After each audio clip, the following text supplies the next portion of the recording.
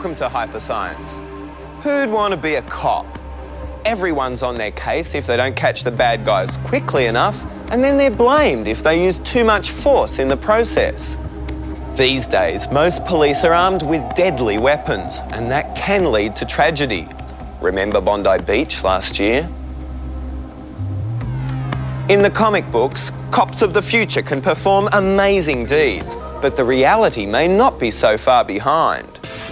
Enter Ultra Cop, with weapons that outwit the opponent peacefully.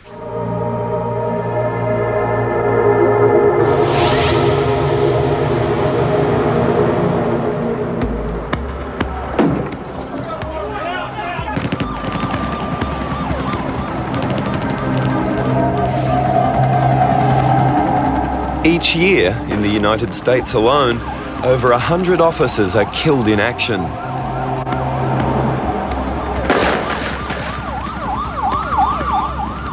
In most societies, including Australia, police must deal with outbreaks of violent rage, like the massacres in Hoddle Street, Melbourne, or more recently, Port Arthur, Tasmania. They need help, and technology promises dramatic changes. Tools for the cop of the future. Tools for Ultra Cop. Gunfire on 28th and Main. 40. Do you copy? Copy that, Control. I got it. In Dallas, Texas, guns are involved in 3 out of 4 murders. With many guns not registered, police forces have a hard time finding and prosecuting illegal gunmen. But in this troubled neighbourhood, a powerful new gun patrol is on duty.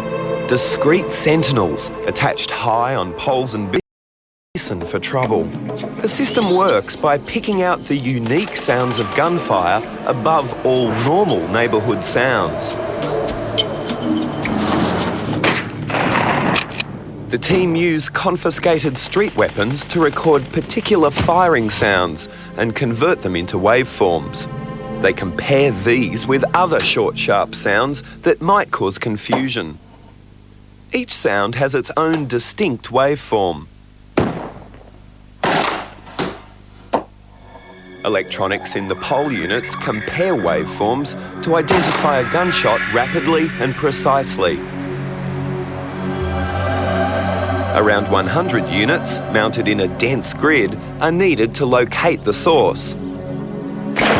By capturing a gunshot sound simultaneously from at least 3 directions, they can determine the shot location to within a few metres. For the police, there's a huge advantage.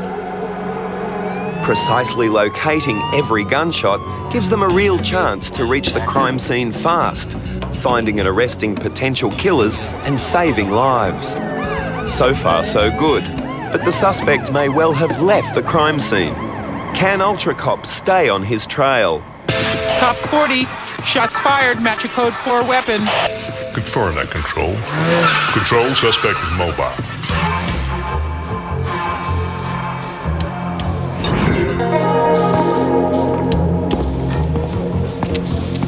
This car thief in southwest England is in trouble already, although he doesn't know it yet. He's careful not to be seen breaking into the vehicle, but he's unaware that the car itself is about to take a starring role on the small screen. He's got a passenger, a low-frequency radio transmitting unit. 14 radar receiving units throughout Britain are closely monitoring his joyride. Observers in Swindon can even check if he's over the speed limit.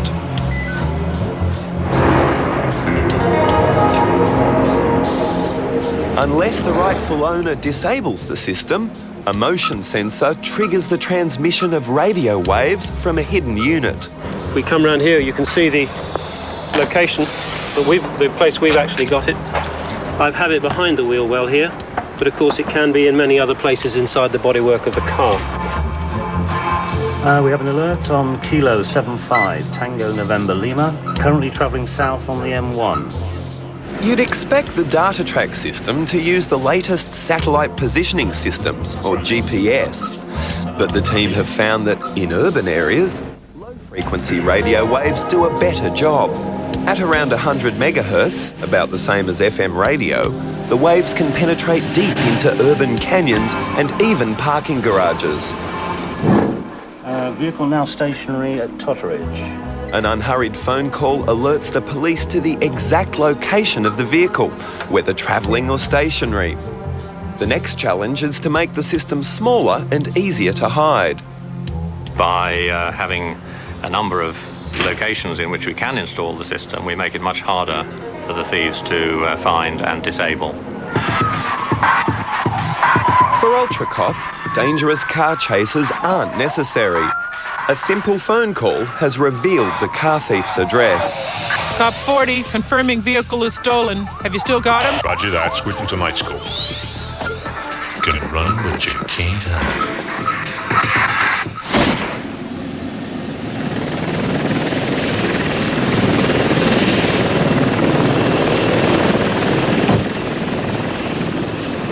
To track fleeing suspects at night, when poor visibility would otherwise prevent pursuit, another device takes over. Thermal imagers mounted on helicopters.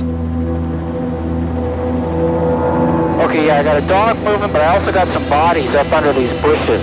Rooftop 726, the bush right in front of your right where your head card slide. Rooftop 243 on the other side. Yeah, you got that. Okay, here comes somebody walking out now. Thermal imaging works by differentiating between the temperature of objects. The hotter the object, the brighter the image.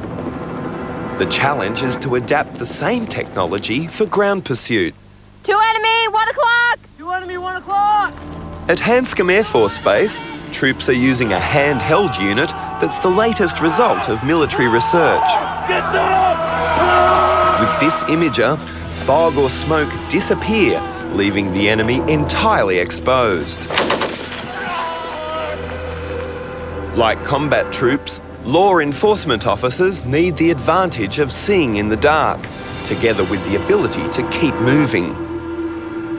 In the future, these detectors will become smaller, more lightweight, and require less power, and therefore will be able to be integrated into thermal goggles. The military sees this potential as being available to them within the next 5 years, and probably will be able to be available to the civilian law enforcement community within about a decade.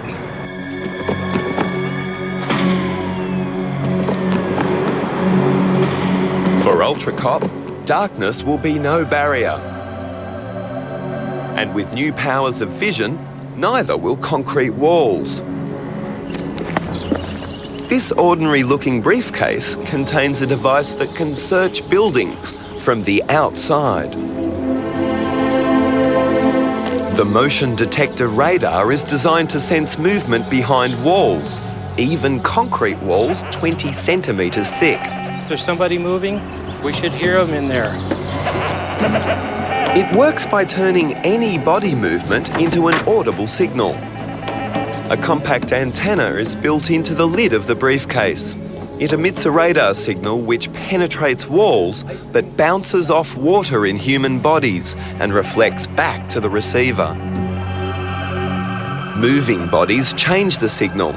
It's these changes that the sensor picks up and converts into sound. The biggest technical challenge is finding the right radar frequency. In concrete, there are rocks, and the rocks cause the energy to spread out in different directions. Eventually, the team found 900 megahertz to be ideal. At that frequency, rock particles don't interfere with the signal, but water in the human body still reflects well. The latest generation of motion detectors will allow much quieter and more detailed surveillance, such as where and how fast a suspect is moving.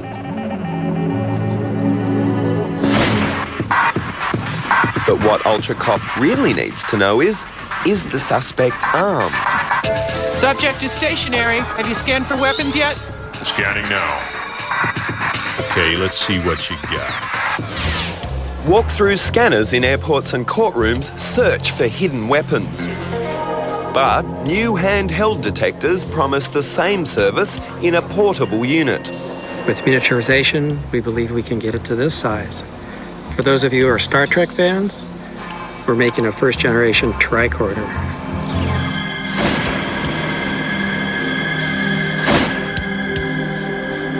Physicist Dr. Alan Hunt is turning a fictional gadget into a tool that every cop needs. A concealed weapons detector.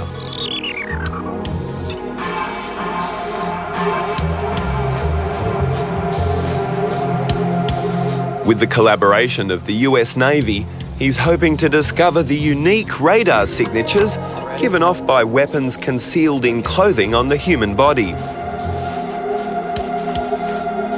Once again, real street weapons, confiscated by the FBI, are used by the research team. What's important about them is that they come in a variety of sizes and shapes and materials. They place weapons on the research subject just as they would usually be carried on the street.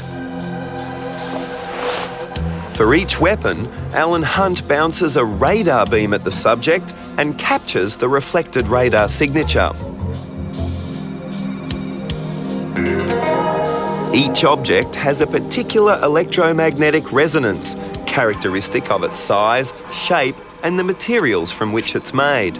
Each creates a distinctive wave pattern. Cellular phones and other portable devices can easily be confused with weapons, so they also have to be tested. The waveforms, unfortunately, are very similar. Therefore, what we need to do is to use the waveforms to train a software program, which is called a neural network, to tell the difference between the two. The prototype system now works with 100% accuracy to detect weapons, and the final product itself will be no bigger than a large flashlight. Pointing in the direction of a suspect as far away as across the street, not only can Ultra Cop detect a concealed weapon, he can tell what it is. Standby control. Weapon scan complete. Control, no sign of a gun. Wait, he's got a knife. 12 inches long, titanium blade, serrated edge, and I don't think it's for shaving.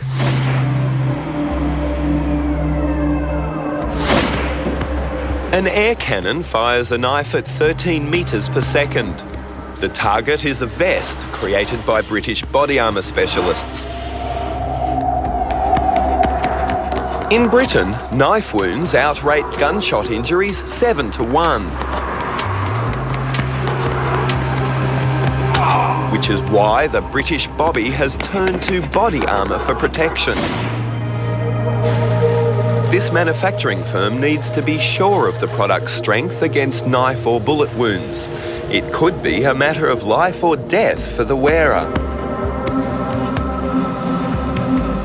Researchers here have a dilemma. They must make their garments stronger, yet more flexible. We found that wire was very good at stopping knives. We had this fabric designed, which was very flexible, but unfortunately we had to use 3 layers of it in order to make it work. From there, we moved on to a newer material. We used a polyethylene fiber to hold the wires in place, and that gave us something better, but it was still 3 layers to make it work. From there, we found a company that could actually weave a wire into a fabric, and this is the final product. It's very thin, very light, very flexible, only needs 1 layer. Ultra Cop might well be protected from knife attack, but he needs other means to disable the suspect.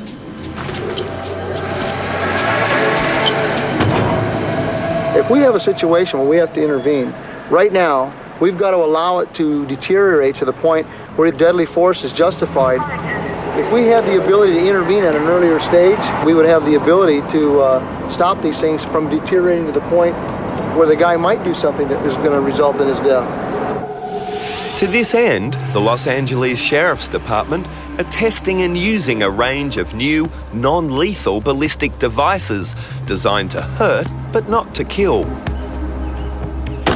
Not very elegant, but effective. Among the commercial off-the-shelf missiles currently available, the most popular is the Beanbag. It's fired by a standard 12-gauge shotgun.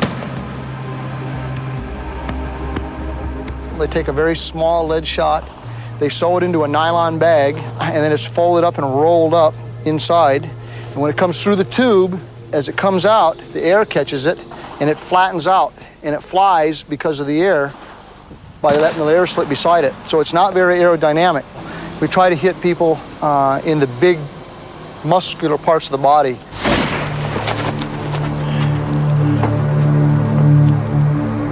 A SWAT team prepares to storm a house. They can't see if the suspects inside are armed, so they use a device to give them the element of surprise.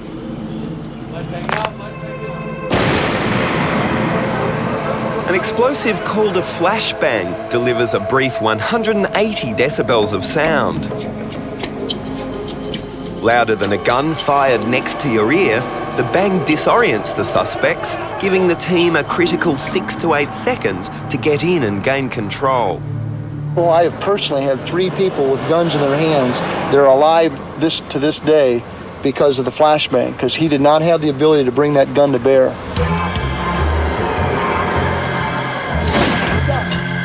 Once your target's out in the open, you can use a net fired from a tear gas launcher to entangle them and bring them under control. This technology is now moving into a second phase of testing in police departments across the United States. For product developer Arnis Mangolds, that should come as a relief. So far, he's been the hapless guinea pig for all field trials. This is what the munition looks like. It's 37 millimeters in diameter, about 5 1/4 inches long. Inside there is a receptacle which pushes the munition out, and there's a pyrotechnic delay which burns through and sets off a charge which expands the 16 weights, and that pulls open the net, which is 16 feet in diameter from corner to corner. These give us options that we've never had in the past. Bringing your man down harmlessly without using a gun is Ultra Cop's goal. But what if he loses it in the struggle? 40, did you call for backup? Oh, that's a negative control. No problems here. Oh no, I've lost my gun. In the United States, 1 out of every 6 officers killed in the line of duty is shot by their own gun. One of America's oldest arms manufacturers, Colt, may have the answer. Their smart gun refuses to fire unless it's in the hands of its registered owner. Colt Smart Gun works on the basis of radio frequency proximity. Once the transmitter located on the shooter's wrist is close enough to the firearm, the gun will be armed and ready to fire.